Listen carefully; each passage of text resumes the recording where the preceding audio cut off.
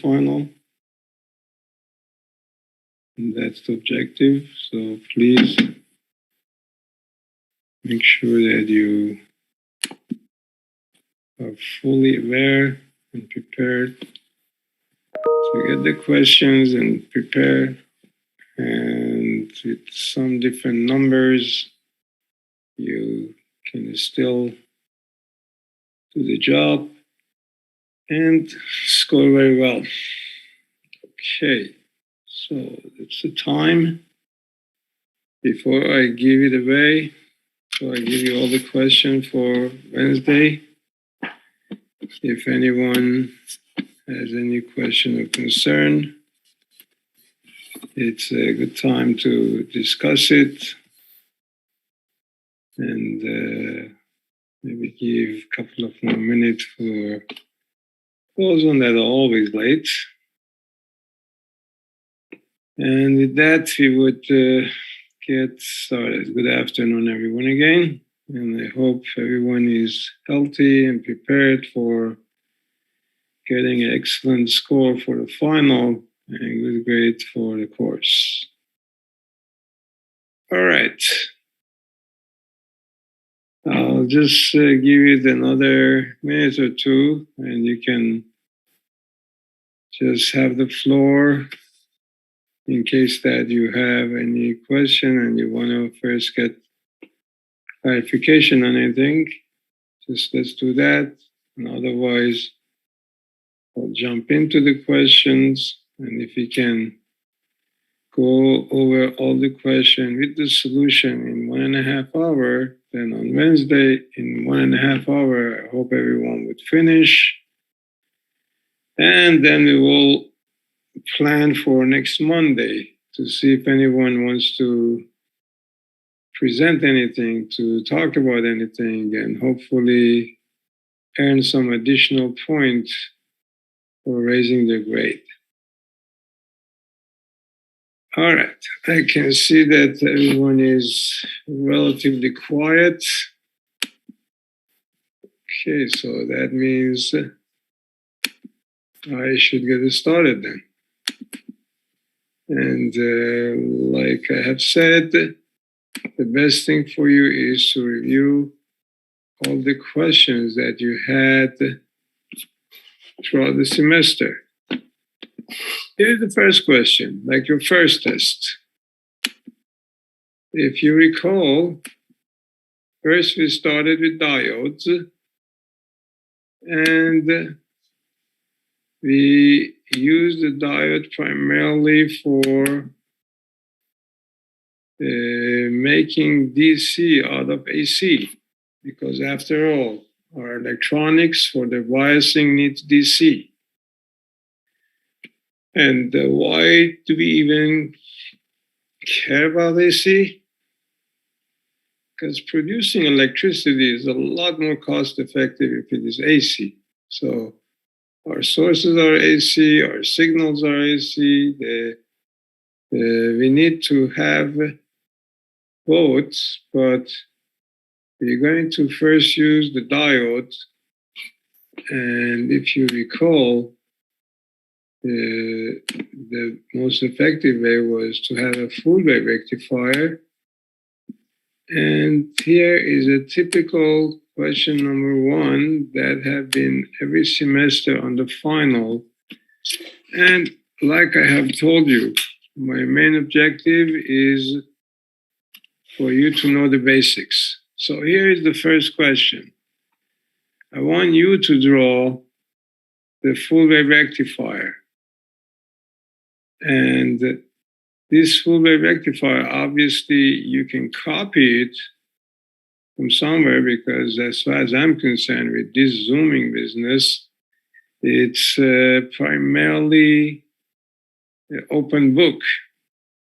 And I hope that it would just remain open book and you just don't consult anywhere else and try to evaluate your own understanding.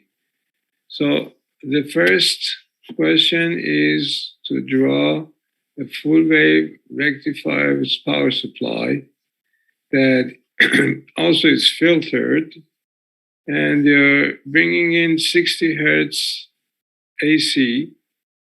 And we don't worry about the transformer. We have a step-down transformer from 110 to 9 volt RMS. So that's your input. You just identify. I have a full wave rectifier, no transformer involved. The input for this full wave rectifier after the transformer, no special transformer, just a transformer that converted 110 to 9 volt RMS. It's a 60 hertz. And the question is, what would be the output for if you have an 800 microfarad filter capacitor and 250 ohm load? So let's say that would be the first part of the question. Everybody can do that, right? Is that something too much to ask for? To draw a circuit, you draw 4 diodes. And gentlemen, I emphasize, you're engineers now, hopefully, if not exactly now, in a few semesters from now. So you have to be accurate. Engineering is the science of accuracy.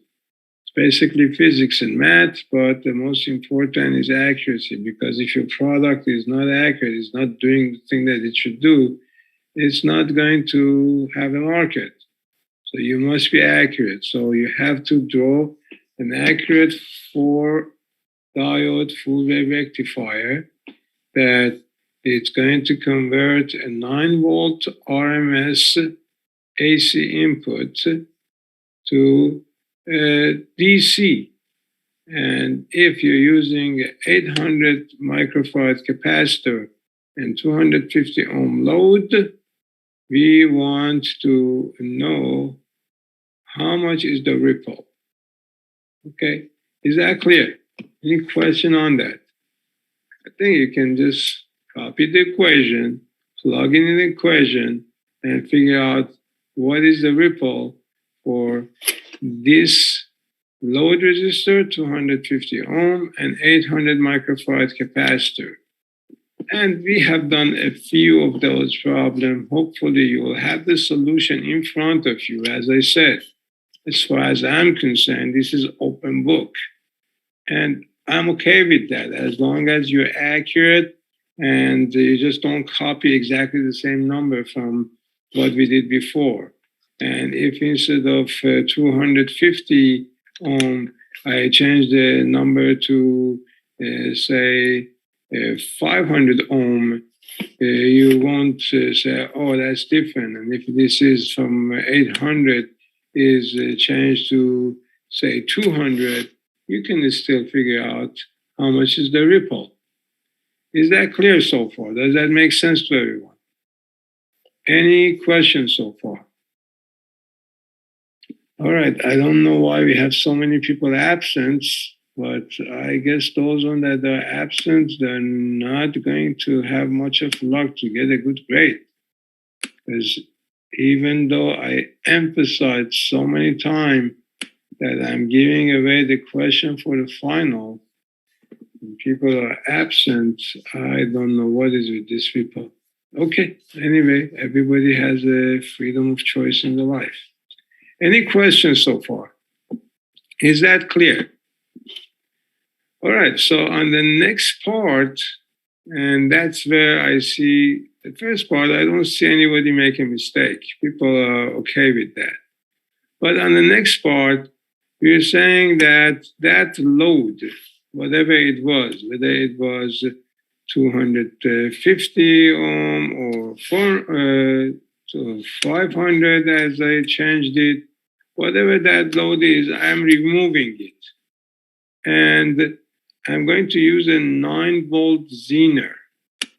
If I put a 9 volt Zener, obviously I cannot just put that in place of the load that we had.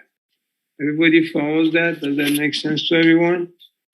Because one of the conditions for using a Zener, in order to protect it, we had to put a series resistor with it.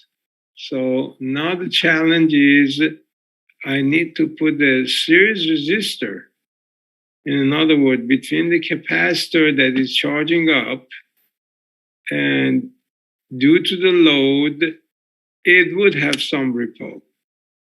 So there is some ripple because of the load. If I don't have a load, obviously the capacitor is going to charge to the peak value that you would know. However, if I put a zener there, as long as the peak value is greater than the zener voltage, then we are in a good shape. If that peak value is less than a 9 volt that I am using for the zener, then we are in trouble, because zener must always have a slightly larger than itself in order to function. If it receives less than its voltage, then it is not functioning. Is that clear for everyone? And please, if along the line, if I say anything that it is not clear, make sure that you get that clarity, because that would be the key for you to do, I hope, very well on the final, and as a result, get a good, decent grade.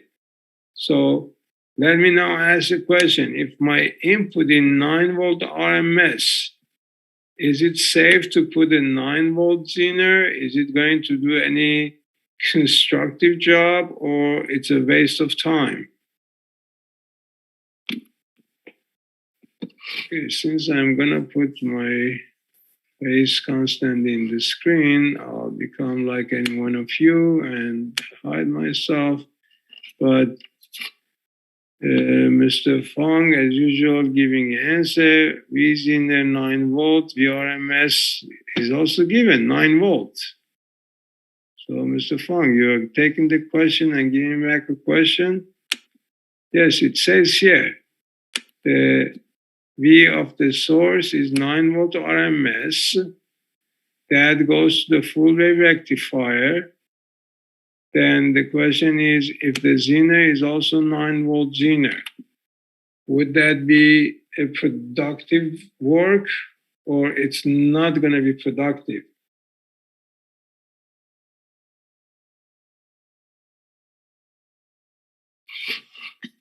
Any suggestion?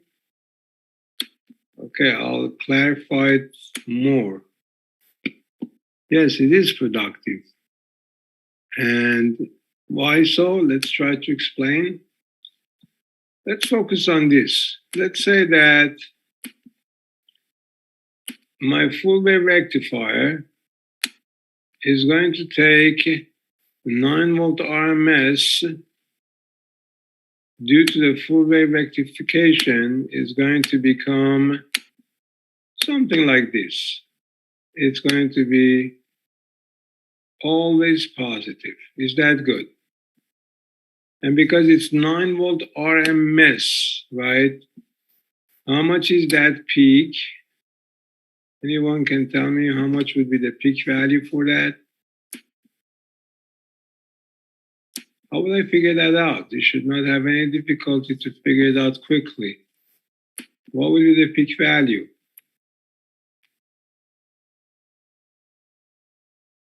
Come on, guys, you should know. All right, maybe still we have to give, if it is 9 volt RMS, 9 times 1.4. All right, Mr. Kusela is the right one. So how much is that? 12.6. Okay, so 12.6 is the voltage that would be rectified. Is that the voltage? Let's say if I don't even put any capacitor, because obviously if I put capacitor, the capacitor without any load, obviously, a capacitor without any load would basically make this to become straight.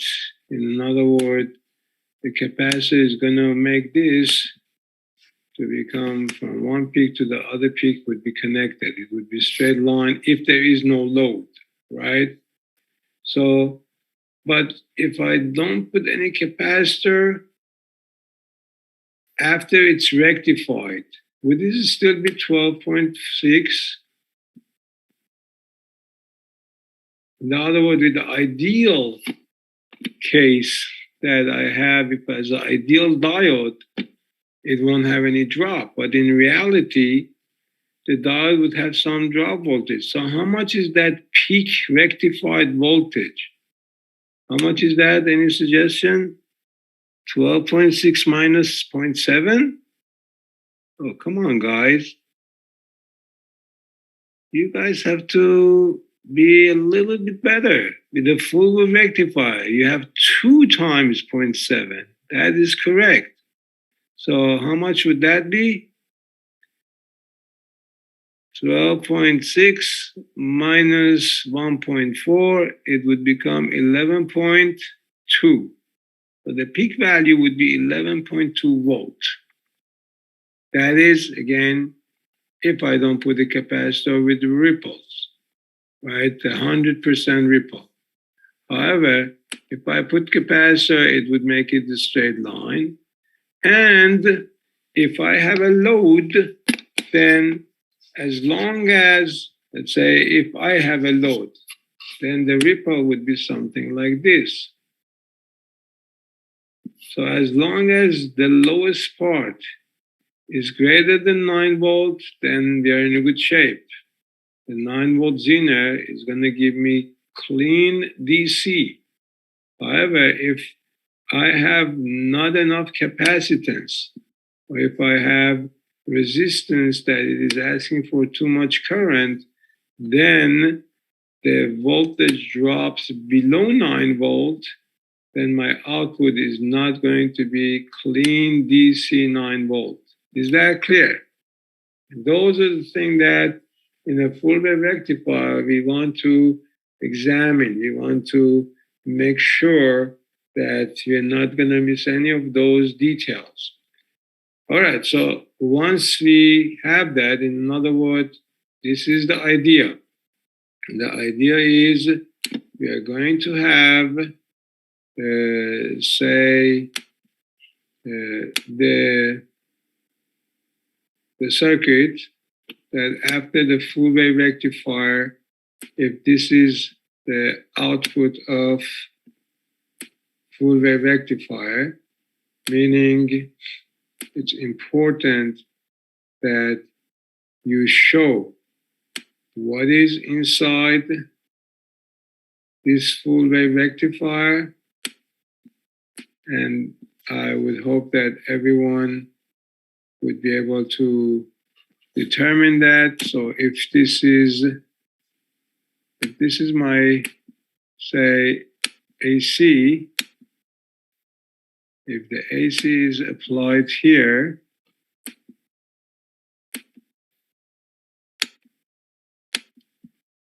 if I'm applying AC here, and if these two terminals are DC, that means it's already fully rectified. And obviously, as soon as I come out of there, I want to put a large capacitor. So this capacitor is going to take care of the ripple. Then before I go to a Zener, I would want to put the Zener that it is reverse biased always. So reverse bias means that the cathode goes to positive, but I should make sure that I put some resistor here. And that limiting resistor is primarily to protect my Zener. And ultimately, remember, some people have seen put this here. That's not going to serve a purpose. It's supposed to be between capacitor and the Zener. And then your actual load, where you need to use that electricity, that would be the load, that would go in parallel, that would go across the Zener. So make sure that you take these issues into your consideration for the circuit, and then at that point we want to be careful that with the rated power of the zener, that means if it is a 1 watt zener and it is rated at 9 volt, so I should make sure that I won't allow more than 100 milliamp goes there. In other words, 100 milliamp is safe, because 9 volt times 100 milliamp, that's 900 milliwatt. It's almost a watt. So that's safe. But if I go more than 100 milliamp into this, then it's going to be unsafe. It can burn it out. Maybe for a very short period of time, it still can tolerate. But if my load is removed, because remember, sometimes you connect your load, sometimes you disconnect your load. If the load is removed, then entire current goes to the zener. And that zener, it cannot tolerate a current beyond its rating for extended period of time. So that's why we, first of all, beside this RL, we need some series resistor to protect the zener, that under no condition, as this voltage is fluctuating, even if it is constantly at its peak, the amount of current that goes to zener without a load should not exceed, let's say, that 100 milliamp. 100 milliamp times 9 volt would be 900 milliwatt, a little bit closer than watt. 1 watt is safe. If it is going to be more than that, it's going to make it unsafe. And obviously, once we do that, then we should also have in mind that the amount of the range of the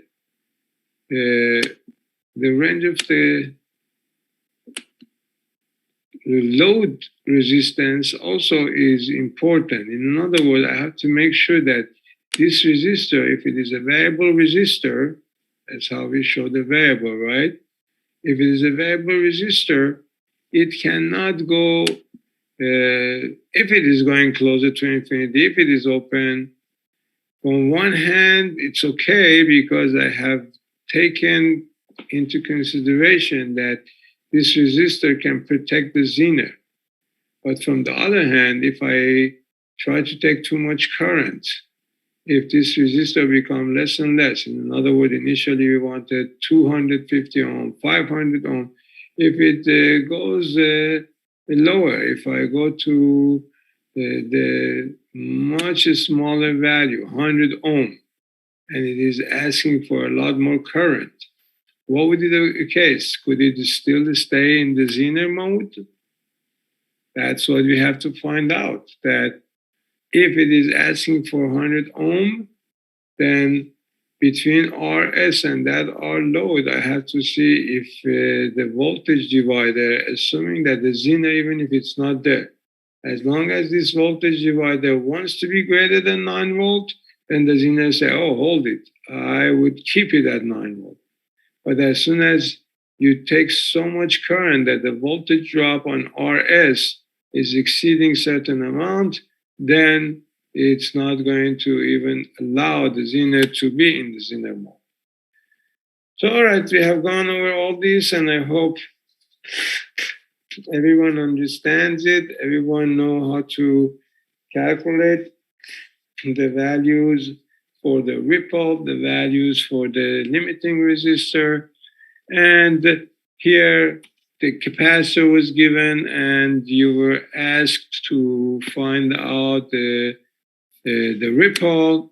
But in case that I give you the accepted ripple and what would be the size of required capacitor, I hope that everyone would go over those calculations and remember this.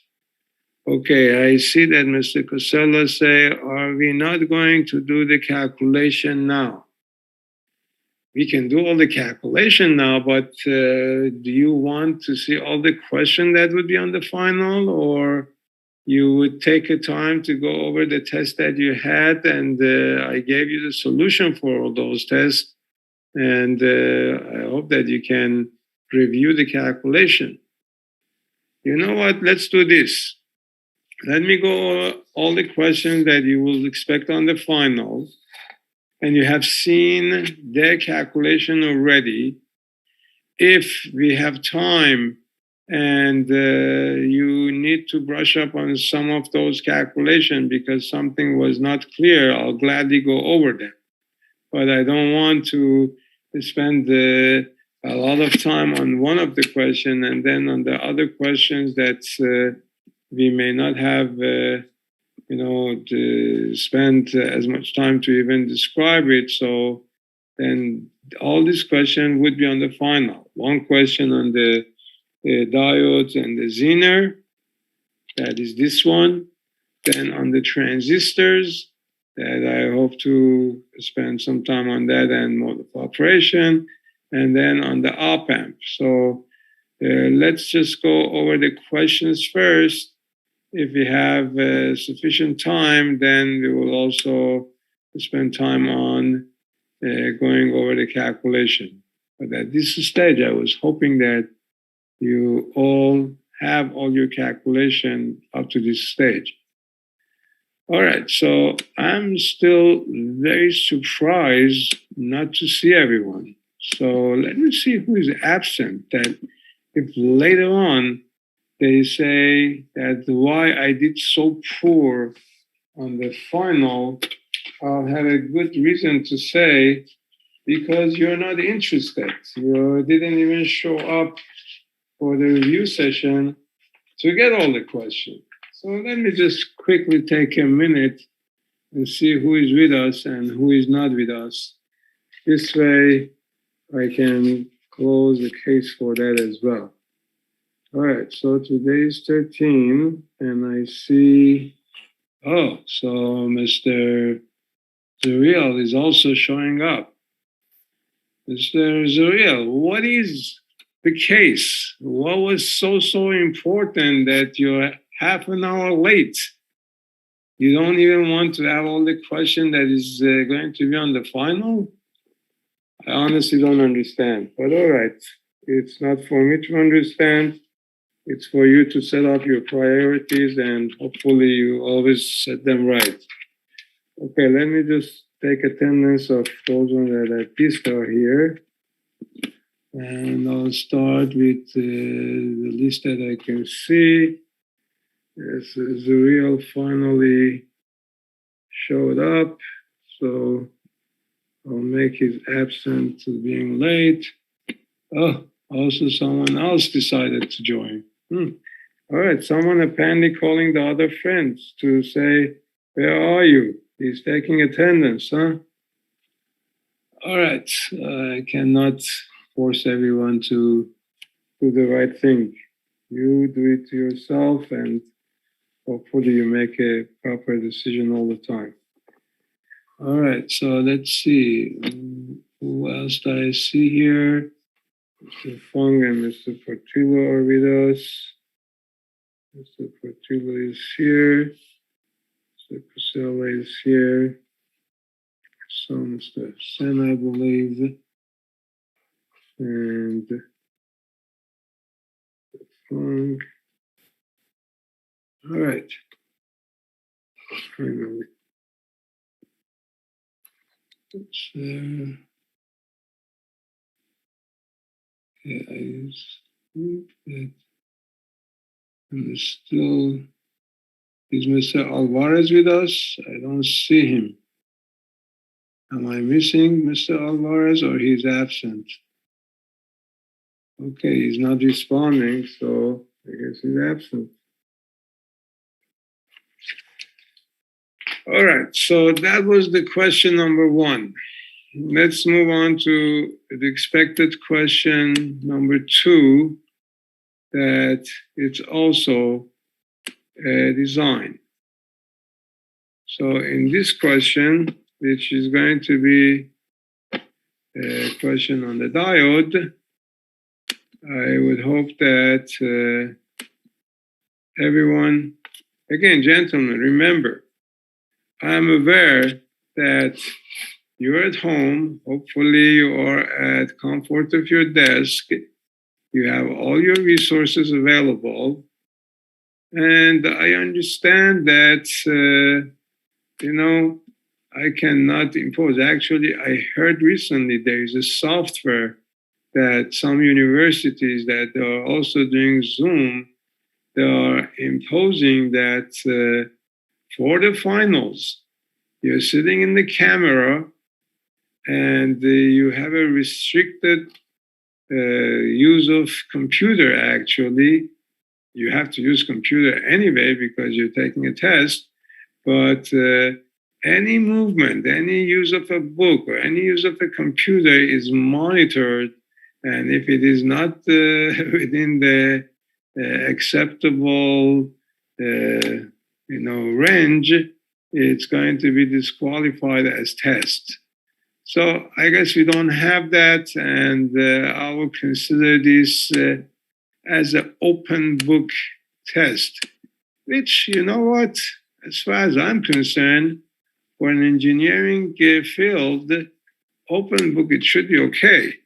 But again, I also was told that there are some softwares available that people go to this website and they put their problem and they get the solution, and okay, they hopefully, at least as far as they're concerned, they did a great job and they fooled the instructor and they should get an excellent grade. But I don't know again who they are fooling. All right, the second question. Design a voltage divider bias NPN transistor, which obviously you can look up and see what is the voltage divider biased transistor with RB1 60K and RB2 10K. We know that the RB1 connect base to VCC for the NPN at least, and RB2, that means the larger one. The larger one connect base of a transistor to source voltage. And source voltage, in this case, in previous year, it was given 15 volt. And RB2 is connecting base to the ground. So between RB1 and RB2, you have a voltage divider, and you can determine what percentage of that 15 volt is a DC bias for the base.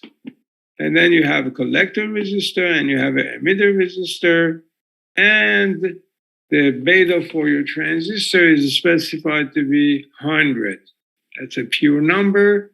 That's, as far as we're concerned, we learned that that was I collector divided by I base, or beta time I base is equivalent of R collector.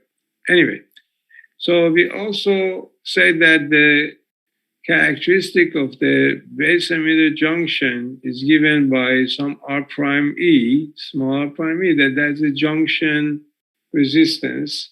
Generally is given, here is given to be 25 ohm. All right, so with the source voltage of 15 volts, you get some point to draw the circuit, and then the next step to draw the load line. All right, gentlemen, hopefully you all agree that there is no challenge here. This is a copy and paste. You copy a voltage divider from the textbook, from the resources that you have, and you put the numbers as is required for this test. Copying something should not be that difficult. And especially for an engineer, that even when he does a new work, any error would disqualify his work, because engineering is a science of accuracy. You must be accurate. And if you don't copy it right, or if you don't place the values correctly, then you didn't pay enough attention. So If your circuit is inaccurate, you lose points. So please make sure that at least you pay attention for making sure that your load line is accurate. Load line is pretty straightforward, isn't it? One end of the load line on the horizontal line, that is voltage of collector emitter, when it is in a cutoff mode, that entire voltage of 15 volt is between collector and emitter. So that's one end of the load line. And any line is determined by 2 points. So one point is 15 volt on the VCE scale. And where is the other end of that load line? How can I draw the load line? I have 1 point on VCE. Where is the other point? Anyone can help out? Anyone remembers? Okay, let's see. It's a good time to even give a point if you need the point. Yeah, IC max. So, Mr. Kusala, what is IC max? How much is the IC max? Can you also emphasize, and I'll make a point if you didn't reach the 20 points, I'll make that. Yes, VCC divided by RC plus RE. I hope everybody knows that. And if you don't, at least you know it now. If you just put RC, that's not going to do it. It's not accurate. So IC max, that is the saturation point, is when VC is equal to 0, and VC is equal to 0 is when VCC entirely is on RC plus RE. Is that clear for everyone? Okay, I'll make a note. I think Mr. Kusela already got his 20 point, but if not, 1 point for him just to show that he's out there. I don't know about other people. They may be out there, but busy doing some other thing. All right. Is the drawing of the board, I don't see any writing. You don't see on the board any writing? You don't see anything on the share screen? Mr. Shafata, you don't see anything on the screen? How about other people? Anybody else sees anything on the screen? All right, I don't know. But anyway, you see the result of what Mr. Kusela said on chat, and he sent it to everyone. And he got a point for that if he needs a point. But I would rather other people that they definitely need the point. I can quickly check. Does he even need the points? And hopefully the other people that they need the point should be more proactive, so to say. Mr. Kusela, no, he got all his 20 points. There are other people that they need a lot more points, and I did not get from them that many homeworks. I did not get from them the additional assignments, so I don't know how they want to do well on this test. Okay, anyway, let's just focus on the issue right now. All right, so the first part is honestly and truthfully a giveaway. A giveaway to copy a voltage divider bias of a transistor, to identify the resistor, and to draw a load line. Yeah, you got almost like 10 points just for copying and determining accurately. What about the Q point? Can you determine the Q point on that load line? Yeah, obviously you can. Any suggestion, how do I identify the Q point? Remember, load line is determined by these factors. What factors? One of them is the VCC. How much is the VCC? And the other one is, as Mr. Cosella say, RC and RE. In conjunction with VCC, would determine the another end of load line. Here, let's just, for a quick review, Let's just do that. Let's say if this is the coordinates, we are going to call this vertical line represent the current of the collector, and the horizontal line would specify the voltage of collector to emitter. Okay, and we say that the load line is established by the values that we're going to identify here. This is going to be one end of load line when VCE is equal to VCC, and the other end of the load line, that is one end of the load line is here, that is when voltage of collector emitter is equal to VCC, and when is the other point of the load line? When the current of the collector is at its maximum, which is I collector max would be equal to, at a time that entire VCC is going to be divided by what? I'm running out of space, so I may as well just say VCC divided by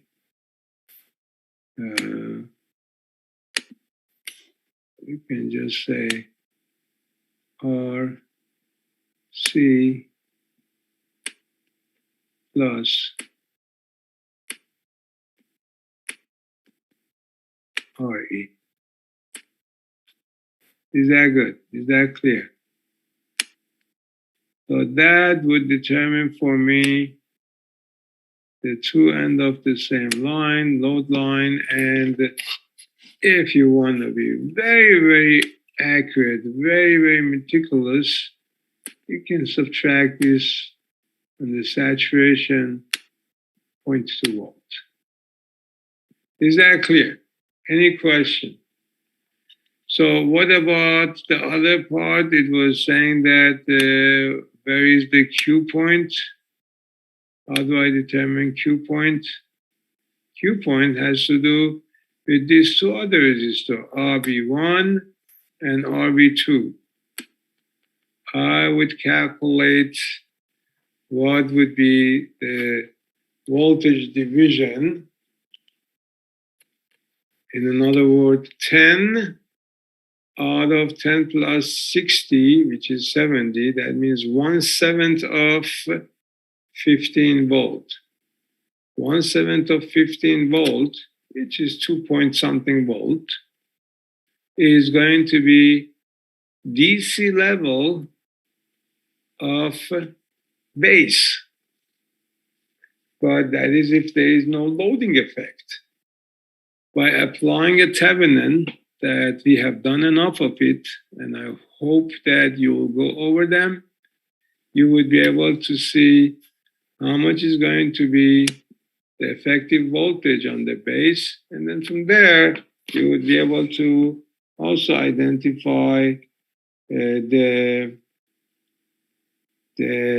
actual base voltage and base current and collector current, and then that would give me Q point. In other words, I should be able to see that under that circumstances, where on this load line, if I find under these circumstances, I have so much of the collector current, then there's so much of the collector voltage, and I would be able to find the Q point for that condition.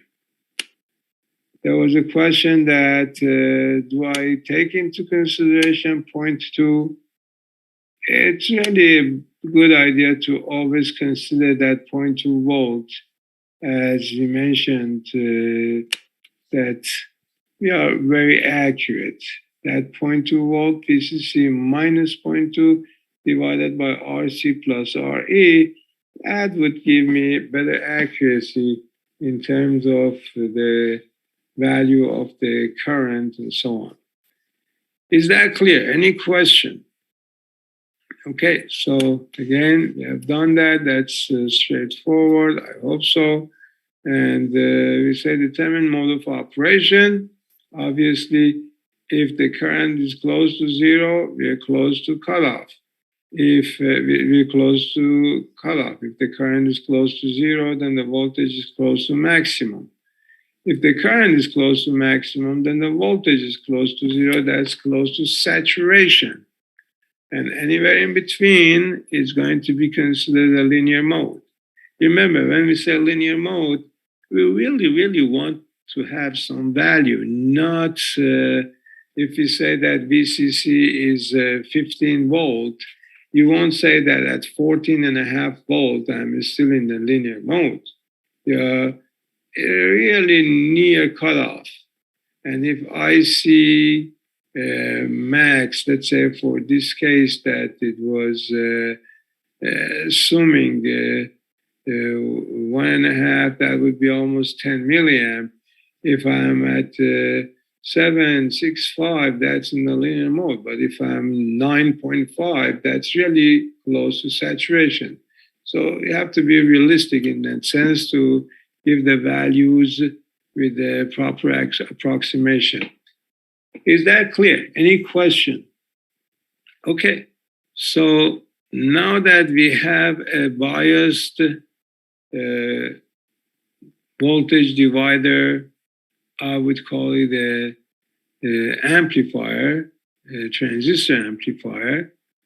We asked that with the given voltage gain, which we know already how much is the voltage gain, ideally it's 1.25 divided by 0.25. It's 5 times larger. I will have the gain of 5. That is, if these two resistors are there, I would not get the output greater than 5 times than input, because 1.25K is 5 times larger than 0.25 or 250 ohm. However, if I use bypass capacitor, which we discussed that, then really depending to different frequency, we can figure out the reactance of that capacitor. And if the reactance of the capacitor at that particular frequency of the signal is significantly smaller than 250 ohm, then we say that that bypass capacitor is bypassing this resistor, and the gain would go much higher because the reactance become much smaller. And if it doesn't drastically change it, maybe slightly change it, maybe instead of 250 ohm would become 125 ohm with the capacitor in parallel with it. Then the gain from 5 times goes to 10 times, which both cases are valid and both cases are used. Sometimes my bypass capacitor significantly reduce RE. That means the gain would jump drastically. And sometimes I'm not interested in such a high gain, but the stability is more concerned. Remember, you'll see this also in your more advanced courses, that a very, very huge gain can make the system slightly unstable. We rather have multiple stage with the lower gain than one stage with a very high gain. Okay, so even that you will see more in the advanced courses, but at this point, we learn about bypass capacitor. Bypass capacitor in general is on parallel with RE, and it can increase the gain. So here, if we are told that there was no bypass capacitor, then we say that if the input is 45 millivolt peak to peak, then what would be the output? And in that particular year, when I gave this test, we even included the reactance of the capacitor at the frequency of operation. So remember, any capacitor, let's say if I have say 10 microfarad capacitor and you're operating at, say, 1 kilohertz, let's say only for speech. Obviously, for music, for higher frequency, we will have a different reactance. But once I can figure out the X sub C, the reactance of the capacitor at the given frequency that we're operating at, so that is going to be in parallel with RE. And as a result, obviously 45 in parallel with 250, it's going to be less than 45. Let's say if it is 40, then if this is 40, then it's going to be 1.25K divided by 40, which is going to be really huge gain. So you see that the bypass capacitor can increase the gain drastically. Okay, in this semester, we did not go into calculation of the capacitor's reactance.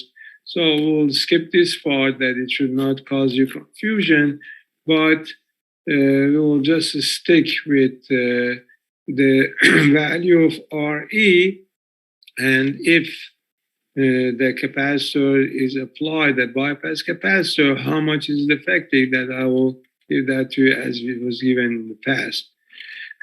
So the voltage gain for, let's say, in this case, the input was 45 volt peak to peak. What would be if the input is 100 millivolt peak to peak? Obviously, with the gain that we'll get, if it was 1.25K and 250 ohm, that was 5 times. So 5 times 100 millivolt, that become half a volt peak to peak on the output, 5 times larger. And if I have a bypass capacitor, then it would make it a lot more larger. But in this process, please make sure that you would know the Thevenin equivalent, and we can implement that for your amplifier. All right, so again, let me also give you the next question that would be on the final, and then we have time. Again, we have gone over all the calculation on this, but if we still have more time, I will go over the problem that you may want to be reviewed. Okay, the other question would be hopefully on the op amps, and you should know the op amp. They are so important. So here is the other expected question that I hope everyone would get it clear and would do well on that as well. So here is the next part. Let's just put this aside.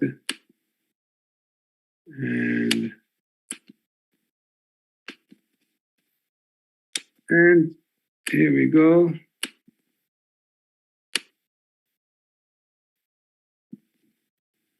All right, very, very similar to the problem that was given as a homework. Again, maybe with a little bit different numbers. All right, gentlemen, don't make a mistake. When I ask for a non-inverting amplifier, please draw a non-inverting amplifier. If you mix them up, obviously, it's not that I should just take off 1 point. If you don't identify, if you don't distinguish between inverting and non-inverting, it really doesn't deserve a point, because sometimes we need inverting one for our design, sometimes we need non-inverting, and you have to be able to clearly distinguish them. So here, if you're told to draw a non-inverting amplifier, okay, if the values are given, and the values that are given are straight and clear, no complexity, you know that your source is plus minus 12 volts. Your input resistor is 1K, your feedback resistor is 49K, and for non-inverting amplifier, you can draw this. I don't have to redraw it for you again. Do I have to? It's a copy and paste, just to copy the right thing. So for the final, similar question, only the number may be different. Instead of 49K, you may have 20K. Instead of 1 kilo ohm, you may have 2 kilo ohm. So if you know what to do, it's really giveaway. So what would be the gain in this case? 49K feedback resistor, 1K input resistor, non-inverting. How much would be the gain? All what it takes, if you recognize the proper equation for non-inverting, is 1 plus RF divided by Rin.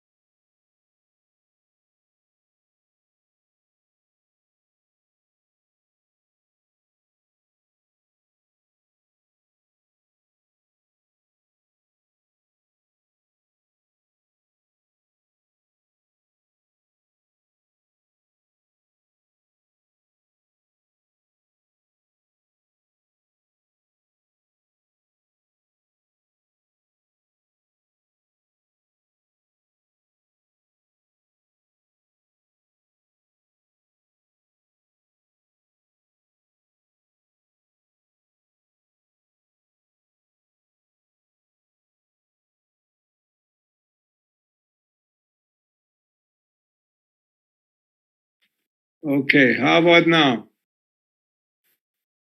All right, I guess this like to go to mute by itself. Anyway, so is that clear so far?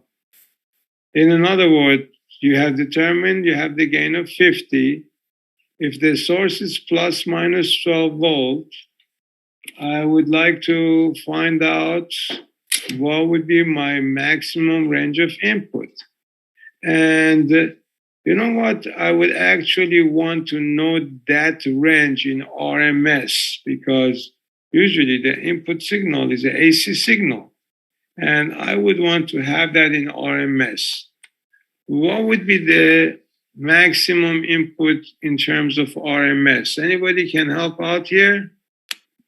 Any suggestion? All right, so you know that the gain is 50.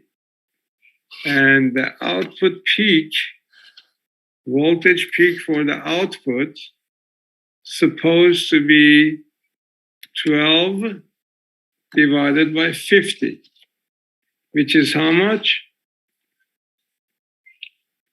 12 divided by 50 is 0.2 volts, right?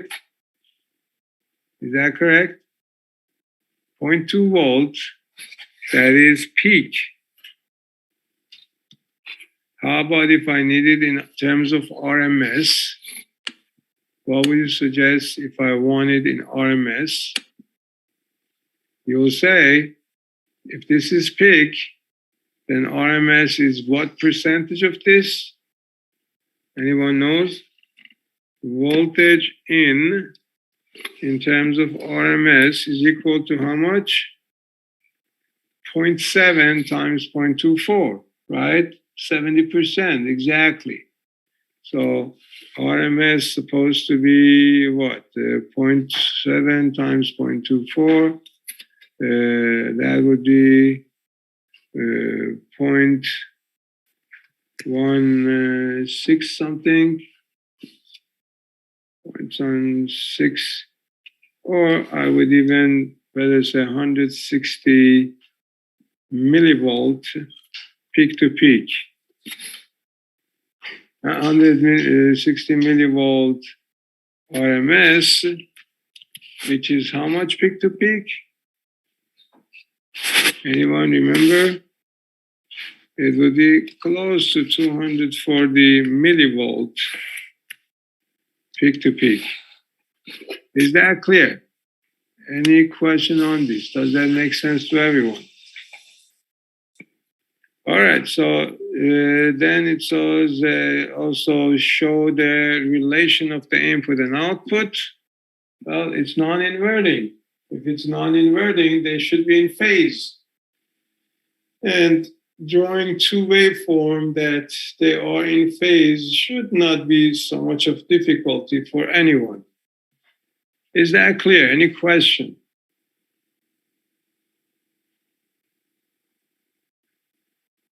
Okay, so then the final question.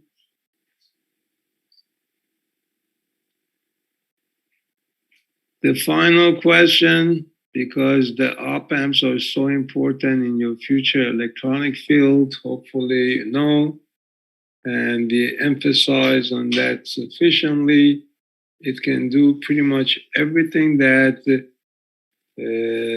bipolar junction transistor can do and the field effect transistor can do, but a lot less complex and a lot better accuracy.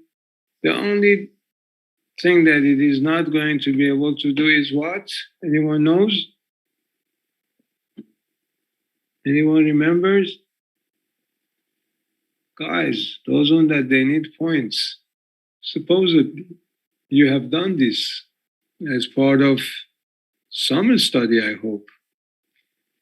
It cannot function at a very high frequency. So soon they will also come up with the high frequency op amp, but the frequency response of the op amps are limited. If we need the high frequency signal amplifier, the op amp can't do it. The op amp is good only for the lower frequency. At the higher frequency, we got to go back again to the transistors, especially bipolar junction transistor, in order to get the amplification that we want. The op amp can't do it for us. But op amp is a lot less complex and a lot easier to handle because of its biasing simplicity. All right, so therefore we're going to do also inverting amplifier. And here your inverting amplifier is specified, and again, expect that the different numbers. We say that draw a circuit for inverting amplifier. And gentlemen, I really hope that you study that when you want to actually do some copy and paste, at least you copy the right thing. Because if you don't, it's not going to deserve a grade. And you better identify what question, what answer is for what question. If you just randomly throw at me something and it's inconsistent, you can be sure that with so much flexibility that it's open book and you're at the ease of your home, you won't expect that, therefore, just give me A and let me go. You know, that's not going to happen. You have to show at least a little bit effort that you're doing some work and you know something. All right, so this time we want to do inverting amplifier. The source is plus minus 10 volts. And this time we are told that if I need the feedback of, if I need the gain of 50, what should be the feedback resistor? what should I use for feedback resistor, assuming that the input resistor is 1.2K. So what would be the equation for the inverting? I hope that again you can copy it right. It's not going to be much of difficulty to copy the circuit for inverting amplifier. But in this case, how much would be the voltage gain? The negative indicates that it's inverting. Just remember that. But with inverting, we just say RF divided by Rin. And since our objective is to have a gain of 50, and it is specified that we need to figure out what should be the feedback resistor, assuming that the input resistor is 1.2K.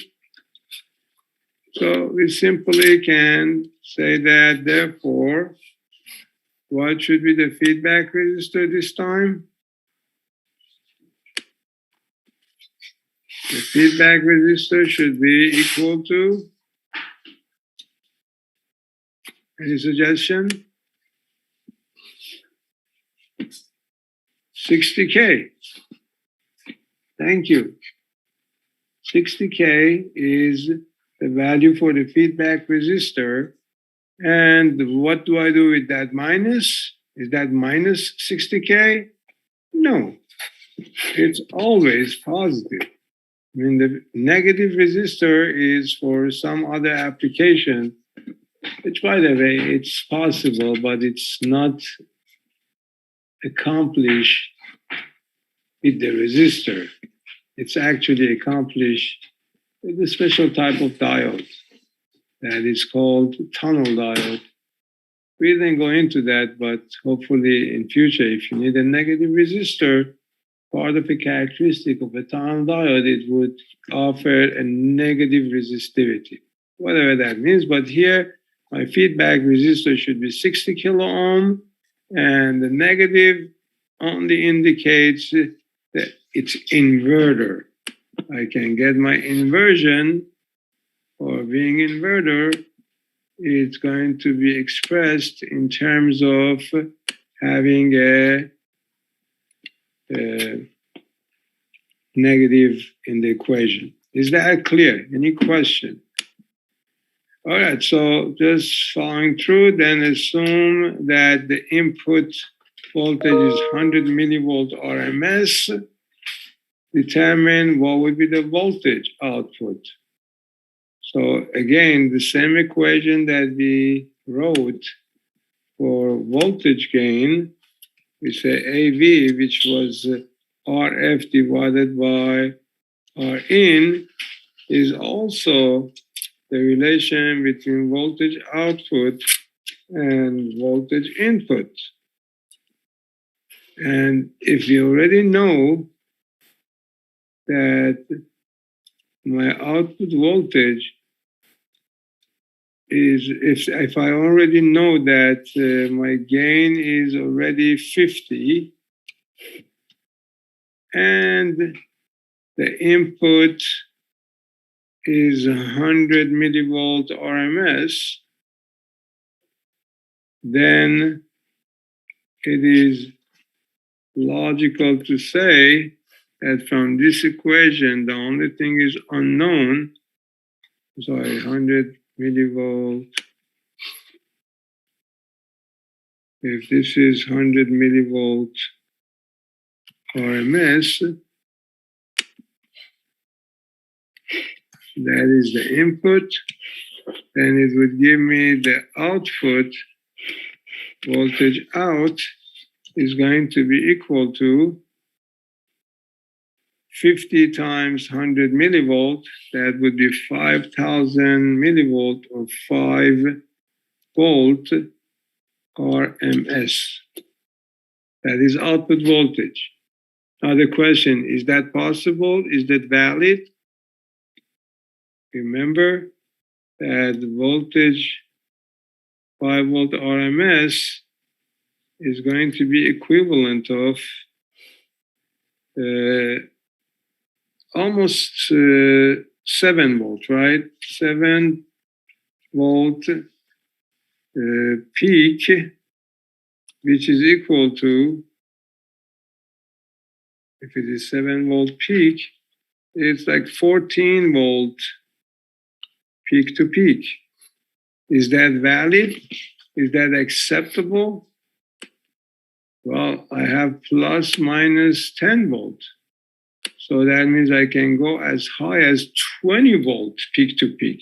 Minus 10 to plus 10, that will become 20 volt peak to peak. So then, yes, I am allowed. The 14 volt peak to peak is valid. It is acceptable. It is not beyond the range. And if, again, the next part is show the relation of the input and output, then in this case, we know that they are not in phase. They are not going to be same because it's inverting.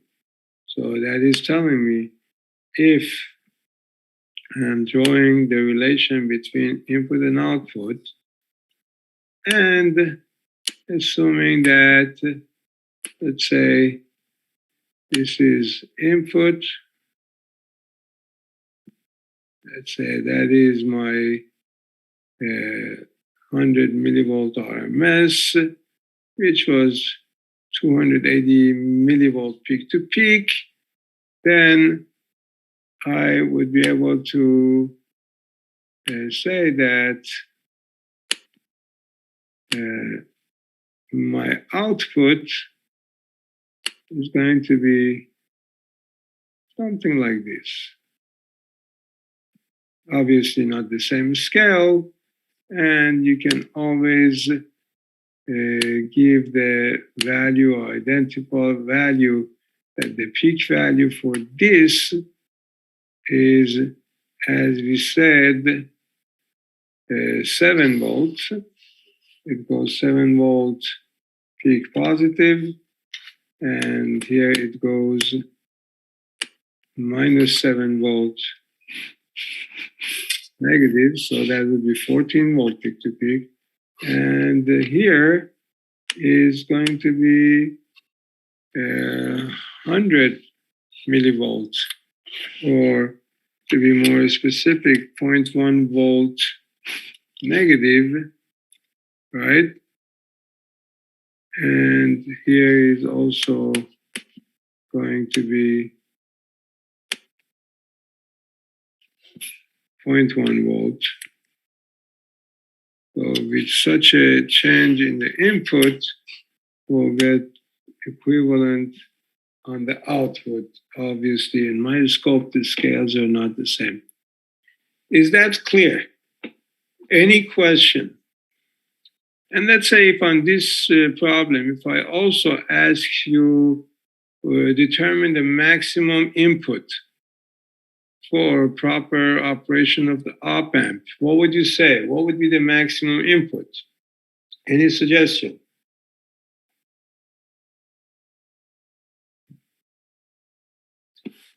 Remember, maximum input when the output should not exceed VCC. So if the output is restricted to 10 volt for the proper operation, we have reached up to about 7 volt with 0.1 volt input. So if I don't want to exceed that, so we can always say that in order to not exceed that, the output can go up to 10 volt. The gain is 50. 10 divided by 50 would be how much? 0.2 volt peak. And if this is 0.2 volt peak, then again, based on what we have seen for the input again, remember, we're talking about V input max. What would be V input max?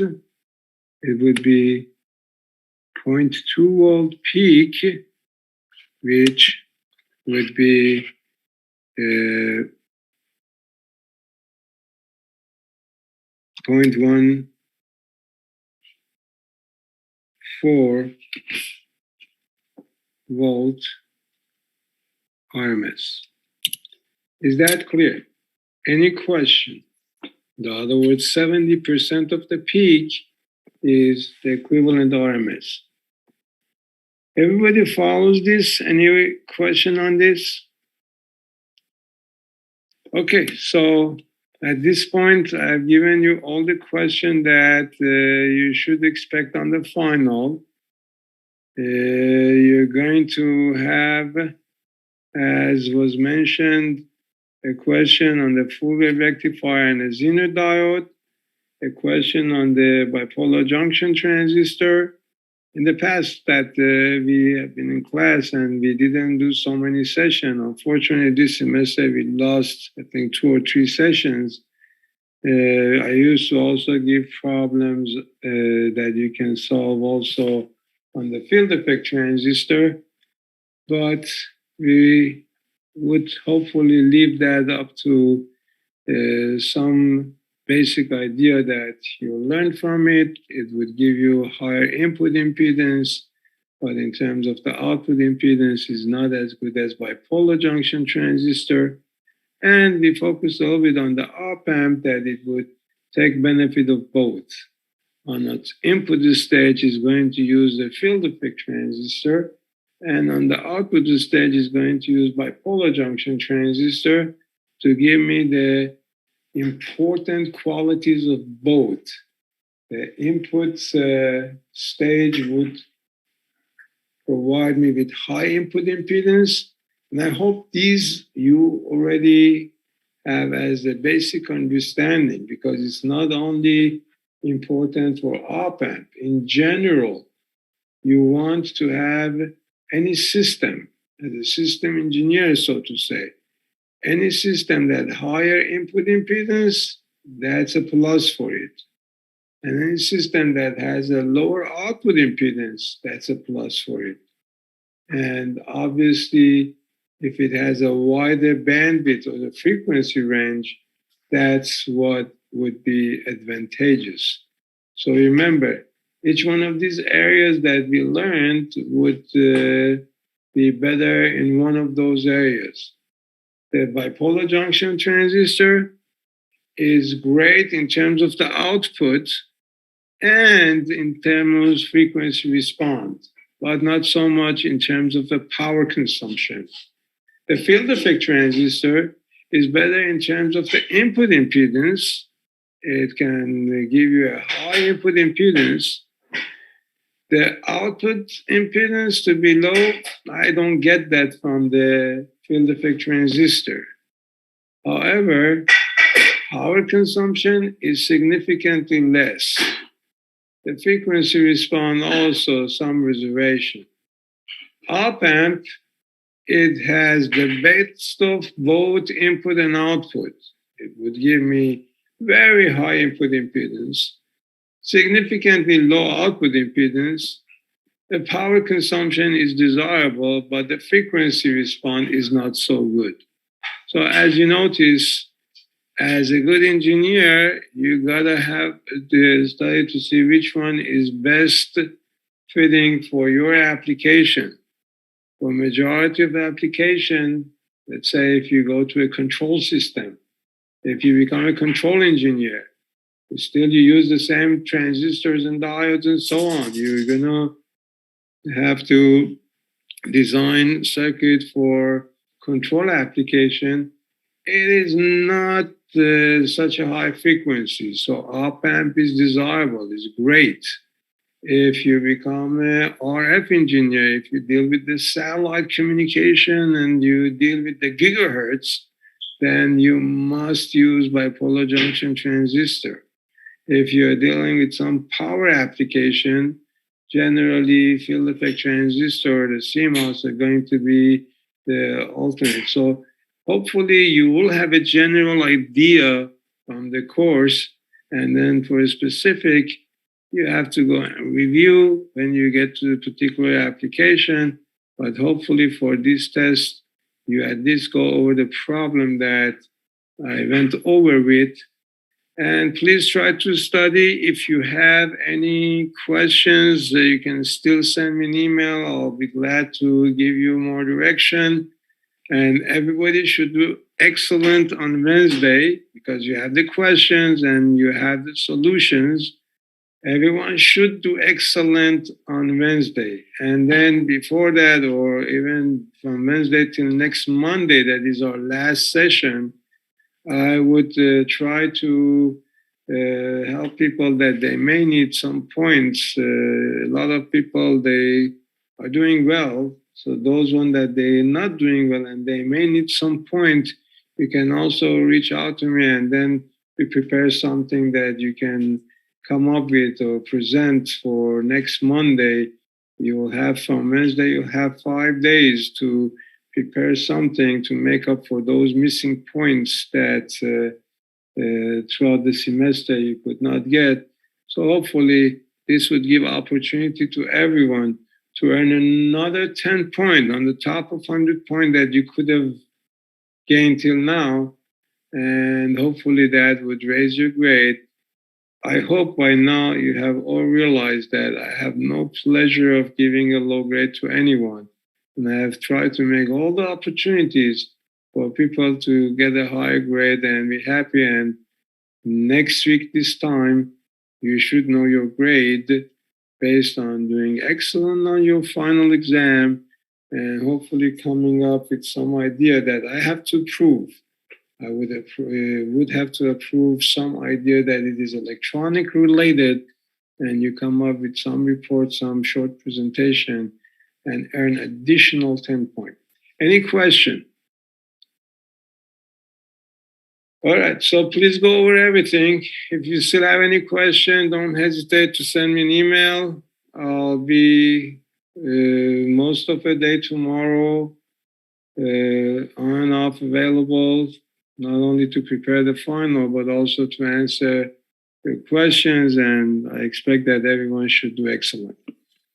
All right, if anybody has a question, I'm here.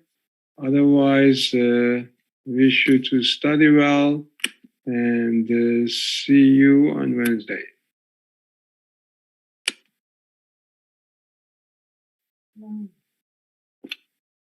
Okay, I see one question. Yes, no one's comment. Mr. Valen, Mr. Priscilla, have a wonderful day.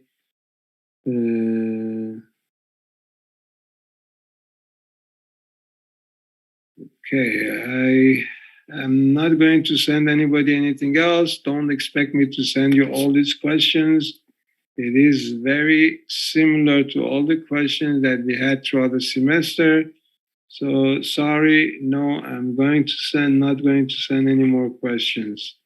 Just go over what we have done so far and wonderful studying, a wonderful day. See you on Monday.